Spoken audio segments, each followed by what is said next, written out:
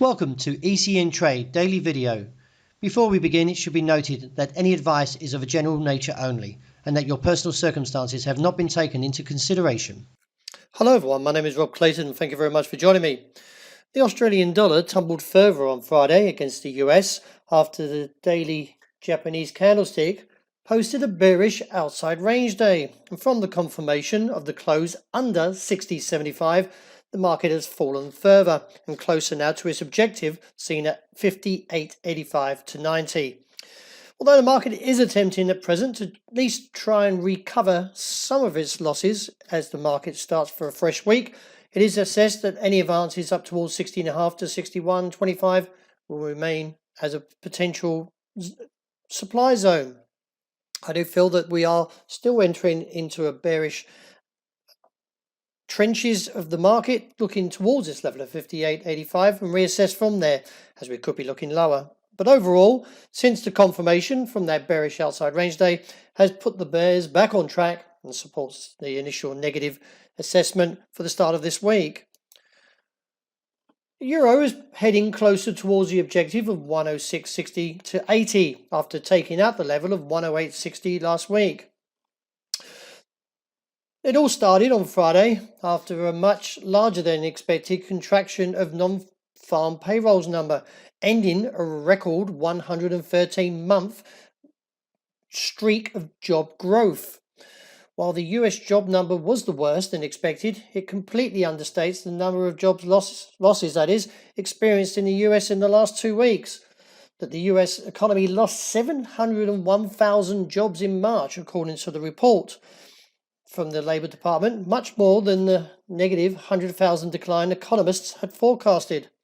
Given that the report only includes data since March the 14th, there is missing 2 weeks in which 10 million Americans filed for unemployment.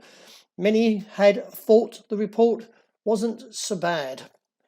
The unemployment has now risen from 3.5% to 4.4%, taking out the forecast of 3.8. However, the average hourly earnings was a bit better, from 0.2 to 0.4. Given that the fact that the dollar index is still remaining close to the 100 level to the index, is that we are heading possibly lower, considering that the RSI has married up to the MACD, and therefore I do expect to see further weakness into the start of this week.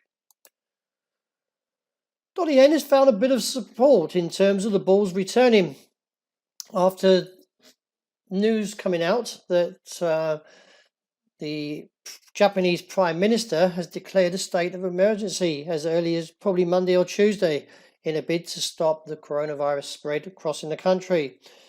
It is therefore that the market has found a bit of weakness in Japanese yen and dollar strength, but we're still idling around the MACD at zero, and I'm not going to get too concerned unless we get a break above 109.35.45, as this may initiate a squeeze back up towards the highs of 111. Let's see if the market can hold at that level.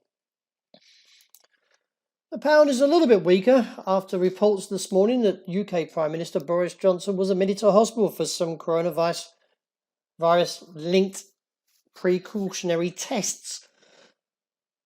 On the advice of his doctor, the Prime Minister has been admitted to hospitals for these tests as a preliminary caution.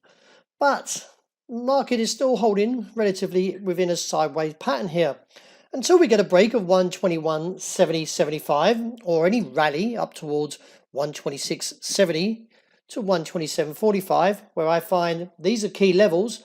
Then I'm going to sit out for the moment and remain neutral, because I'm still getting the lack of any indication really from these two indicators, other than the last candle here has pushed the RSI a little bit lower. But let's see how we play towards this level of 121.70, and if breached, then we could see another 200-point drop. Interesting to see that the rally for oil on Friday really didn't put much of a move in dollar CAD.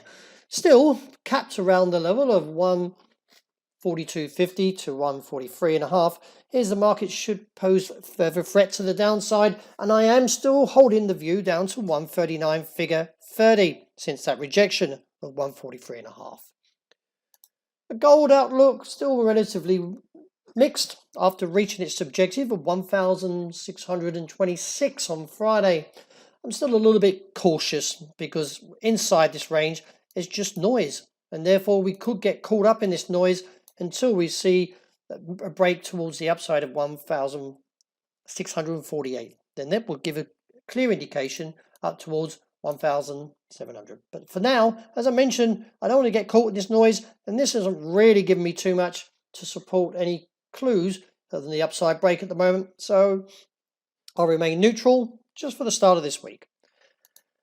Well, as you can see, we gapped down on the open this morning after the news over the weekend that the meeting between the Saudi Arabia and also Russia was postponed today and now scheduled for this Thursday. The market was a little bit panicky and the market dropped by 8% this morning, but now, as you can see, we're slowly filling this gap and therefore could see a rise back up towards the top side of this range, close to around $30 a barrel. Until we really see a break above 31.45, then I'm treating anywhere from 30.70 to 31.45 as a top. If we get a break of 31.45, then I'm looking at $36 as a target. Any pullback, as you can see, can be quite severe. So I am lowering my view around 25.5 to 27.5 as a broad base. Well, that wraps it for today. Thank you very much for joining me. And please look out for the intraday report that will be released very shortly.